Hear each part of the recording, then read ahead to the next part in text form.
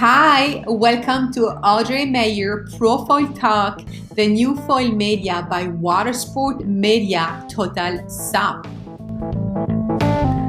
Hi guys, welcome to the Profile Talk.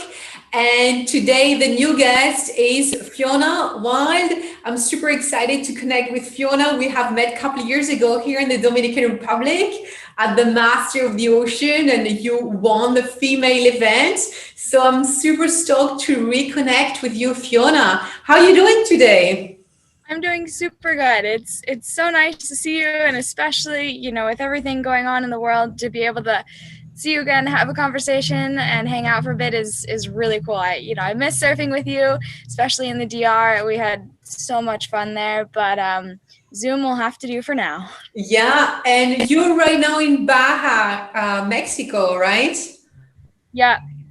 So I split my time between Oregon and then between Hood River, Oregon, and Los Barriles here in Baja California Sur, and it's a wonderful place. I grew up here in this house right behind me. You can see that, and yeah, my family has a lot of fun here. We spend a lot of time on the water, and we live pretty close to the beach, just a little short walk down there, and yeah, it's a wonderful spot. It's a really cool town.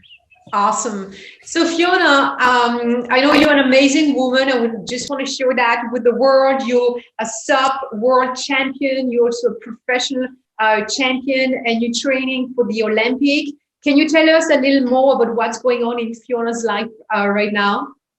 Sure, absolutely. So, as with anybody and everybody, this whole year and a half, or about year now since coronavirus has taken over, it's definitely put a change in professional athleticism, because we don't necessarily have the events that were on the schedule before. So it's actually been about a year since I have competed in a stand-up paddleboard race. I feel super fortunate that Starboard and Black Project, two main sponsors, have stuck with me throughout this time.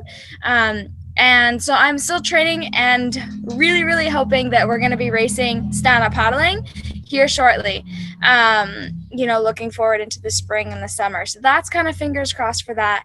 I have not been surfing quite as much as I have been in the past, because I took the time during quarantines and lockdowns and, a lot of time at home to dive into a new sport. And that new sport is the IQ foil class, which is the new Olympic class for windsurfing for the 2024 Olympics. So it's really, really fun for me to get back into windsurfing and to set some pretty big goals and to start working towards them.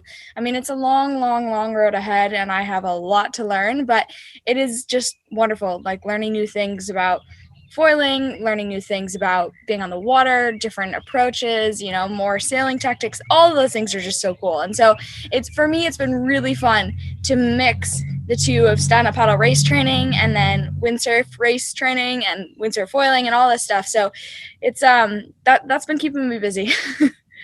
That's awesome. Like, wow. So we're definitely going to be cheering for you for the Olympic and watch you going there. And that's 2024. So yeah, that's awesome. So Fiona, tell us a little bit how you got into being a professional windsurfer and paddleboarder and champion, how you moved into wing foiling. I know you've been practicing too, and some other foiling board. How did you get into that? Well, it's actually kind of funny. So when foiling was coming about, I saw foiling, for me, foiling would fit in my life with downwind foiling, like stand-up paddle downwinding.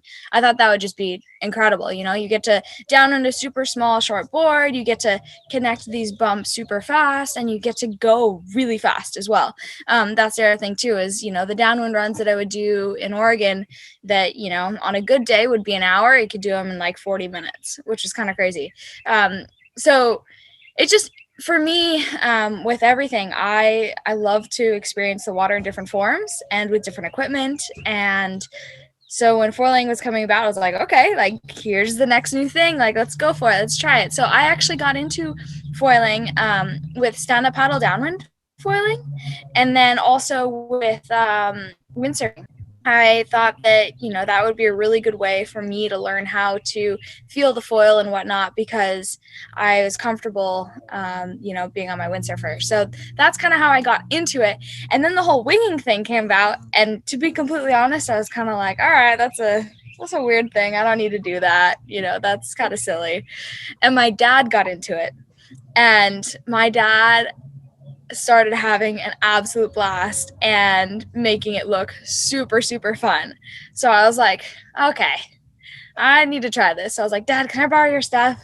Anyway, so I borrowed my dad's equipment real quick to just go for like a little, give it a go. And I was kind of like, okay, yeah, that was kind of cool. Put it back, gave it back to my dad. And then I went down the next day and he was out ripping and like doing 360s and all these crazy things. And I was like, okay, can I try that again? And then I tried it again, and I was kind of like, oh, okay, this is going to be hard to give it back to you. So then I ended up getting my own equipment from Starboard, and so now I get to go out and we get to go winging together. So it's really, really fun. That's awesome. So your first session on a wingboard, obviously as a professional windsurfer and paddleboarder, was pretty easy. But can you still tell us a little thing, what happened, like your first session, how did you feel about learning a new sport, being like so good in all the other sport you are? Yeah, it's funny. I got up on the board and I actually told my dad, like, okay, don't tell me anything. I want to just figure it out. Sometimes I can be a little stubborn. So it's like, okay, so I get the wing, and I think I just tried to pick the wing straight up out of the water, which obviously does not work. You have to flip it over and all that stuff. Anyway, so then I realized, like, okay, flip it over. But by the time I realized that, I was drifting downwind a little ways. And I do remember I was a bit frustrated because I got it up. I'm holding the wing there.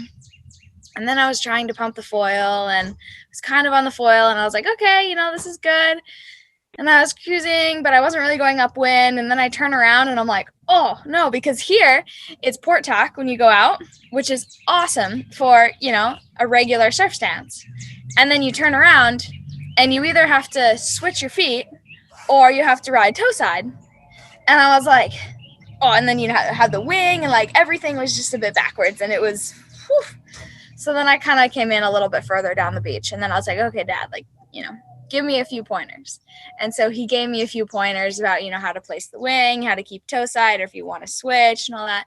And then I was able to go out later that afternoon and like stay upwind a little bit. But it wasn't anything like, oh my goodness, that was just jump on and go. It took me a few tries to figure out the positioning of the wing, figure out your feet, and pumping with the foil and the wing at the same time. It's like everything. You need to just be able to try. That doesn't work. Okay, instead of trying the same thing again, like try something different and build up it from there. Yeah. So now that you had this pointer from your dad, what tips could you give to someone who is complete beginner, who never windsurf or paddleboard? What would be the recommendation and the tip you would give to that person to have a good time when they learn? Totally. The biggest thing, coming into it, because winging is really fun because anybody can jump on it and try it, which is awesome. But the most important thing to understand is the wind. Because it's a sport where, you have some people coming in from kiting, windsurfing, or stand-up paddling or surfing or anything like that. And with a wind sport, any type of wind sport, the most important thing is to understand the direction the wind is coming and the direction that you want to go and the relationship between those two. So, talk to somebody who is knowledgeable about wind, ask them what they think of the conditions for that day, for your first day to go out, and also like just understand that you're probably not going to stay upwind the first time. It's good to like try and do little like downwinders so you don't even have to focus on staying upwind. But yeah, like understanding the wind is that's the first step. That's in my opinion, that's a complete first step. And then from there, you can work on your technique, you can practice and all that. But always understanding where the wind is coming from is going to help make everything else a lot easier. Yes, that's a great pointer. And I can definitely see that coming from a windsurfer, right? It's just like, it's all about wind sport compared to people who know. I mean, that's the thing. Compared to people. I've had a bunch of friends I've had a bunch of friends that, you know, jump on it who are windsurfers, and they're like, oh, you know, that wasn't so hard. And then I've had friends who are surfers or stand-up paddlers who jump on and they're like, you know, get a little bit turned around, and it makes it harder. So yeah, first things first, figure out where the wind is coming from, ask your friends, talk to some people, and ask somebody to go out with you too. You know, don't just necessarily go out for the first time by yourself. Have somebody, you know, go behind you, or, you know, paddle along with you, or something like that. Yeah, I totally agree with that. And so when you learned, Fiona, did you use your paddleboard or your dad's paddleboard, or did you go right away with a small board? How was your progression? Yeah, so I started with my stand-up foil downwind board. So it was like what is it? It's like a 6'4". So 6'4" with a foil. So I pretty much just took the board that I was using for stand-up downwinding, for foiling, and put my foil on that, and went out there and tried it. And I actually think that having the foil underneath the board, like, sure, the board is small, but having the foil underneath it provided a lot of stability too. And I've taught a couple of my friends, and they have also taken the same board. You know, granted, they're very talented, balanced stand-up paddlers, but same thing, wind is a new factor. And still, even though you're on a small board, having a big foil underneath that makes it so you can have some stability, and the board is, it's just stable under your feet. It won't sink because you have a, you know, big foil that wants to lift up underneath you. So, and that was good too, because that, whoa, sorry, that was a bird. Yeah, so having a smaller board is nice. As long as you have something big enough to stand on and control the wing and move the wing around in the chop and the swell, then yeah, the smaller the board, in my opinion, the better, because it's more towards what you're going to be winging on in the future. Yeah. What are you using today when you go winging? Are you still using your SAP board? Are you still using the same equipment? I am for right now, but actually I am going to be having by the time this video is released, you're going to see me on the new 2021 wingboard from Starboard. And so that's super fun. It's a 4.6, so it's pretty small. I'll have foot straps on that, and yeah, that'll be fun, because jumping without foot straps is not really fun with a foil. Yeah, totally. And then I have the free wings as well. So cool, exciting. Are you excited about how the new equipment is improving so fast, and how the sport is moving forward? It's like every time there's new equipment coming out. How do you see wing foiling and foiling in the future? What's your thought about that?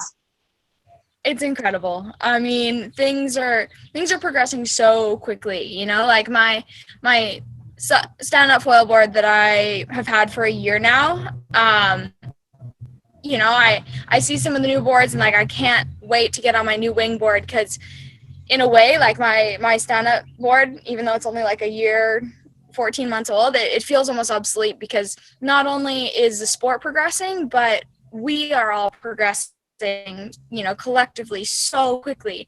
And so, you know, like the thing that I learned on isn't necessarily the thing that I want to go out on every day now, because I want to try different things. I want to try more jumps. I want to, you know, ride something smaller, ride something faster.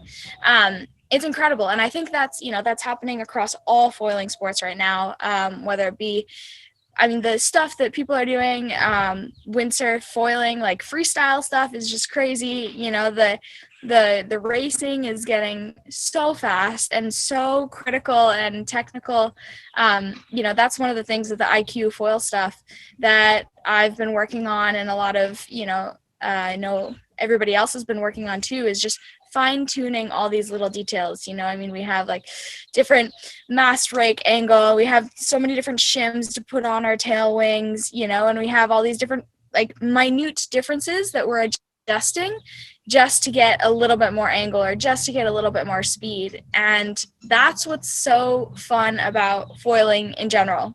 And it doesn't matter what aspect of foiling it is, winging, downwind foiling, if you're kite foiling, windsurf foiling, racing professionally, and same thing goes to the big, big boats, the big cats that are foiling too. So every part of it is changing, evolving, getting into new areas, new realms of the sport that we've never had before. And I don't know, I'm excited to be part of it because it's just fun. It's really fun to have a new challenge. Yeah. So what I hear of what he's saying is that the improvement, the equipment is improving super fast. But because of that, we also improve so fast, and it's like a new sport, and that's why there's so much equipment, because we kind of like pushing our own limits, right? Absolutely. I mean, that's the whole thing is once you get to, you learn on certain equipment and you reach the max of that and you're like, okay, well, I want to keep learning, it's where do you don't stop because you're excited. You want to keep going. You want to keep trying new things, and the industry and everybody else that's building the equipment sees that too. And you're like, all right, cool. Let's do this. Let's make the fastest, the lightest, the most durable, whatever makes you perform the best. And that goes from, the weekend warriors to, paid professionals and everybody in between, because the reality is the further that the sport progresses, it's going to make it only easier for people to get into it on the bottom end too. So it's, it's a really cool relationship. I think that foiling is also including more and more people into the sport and into the water than we've necessarily had before. Yeah, absolutely. So where do you see foiling in 10 years, Fiona? That's a really good question. For me personally, I'm with the starting an Olympic campaign and looking forward to trying to do my best to qualify for the Olympics. That's going to be a big focus on my side. So I'm going to be spending a lot of time windsurf foiling, and that's quite the big focus for me. I'm still going to be stand-up paddling and stand-up paddle racing. So those are going to be my two big things for the next few years going forward, be stand-up paddle racing and then windsurf foiling, which is great because fitness crossover is huge on that. But the biggest thing for me as well personally, it doesn't necessarily matter. As long as you're on a foil, you're learning. So I'm going to be surf foiling, stand-up foiling, winging, all those different things that I can go for. Because just learning about the feeling of a foil and reaction time and everything makes such a big difference that I'll be trying that. But that's just me personally. And as a sport as a whole, I think the fun factor, is going to carry us through into things that we don't necessarily even think or perceive of right now, because foiling is fun. We're all, all addicted to foiling, all loving, going out there and learning new things. And that's going to open up doors of possibilities that we don't even necessarily see right now. And the other cool thing too is it's going to bring a lot of new people into the sport. So I think going forward, 10 years from now, what we're going to see is not necessarily what we have in mind right now. I love that. Yeah. And I'm excited about the future. It looks bright and fun, and bringing more people into the sport, more men, more women, more kids, more family, bringing more people on the water, sharing the stock. That's what it's about, right? Yeah, absolutely. And it's, it is fun. Like, the more that you get to share with other people, and introduce and, learn about the water, I think it's a good thing for everybody in terms of health, fitness, knowledge about our planet and everything like that, caring for our oceans, everything, it all ties back in together. And it's cool that they're foiling has been around for a long time. But it's cool to see how much the excitement has, ramped up around new aspects of foiling, like winging. So Yeah. it's pretty cool. It's cool to be a part of, and yeah, I hope that more people just are keen to get out there and learn new things. Awesome. Fiona, you're such a great inspiration. The best of luck for you training for the Olympic Games.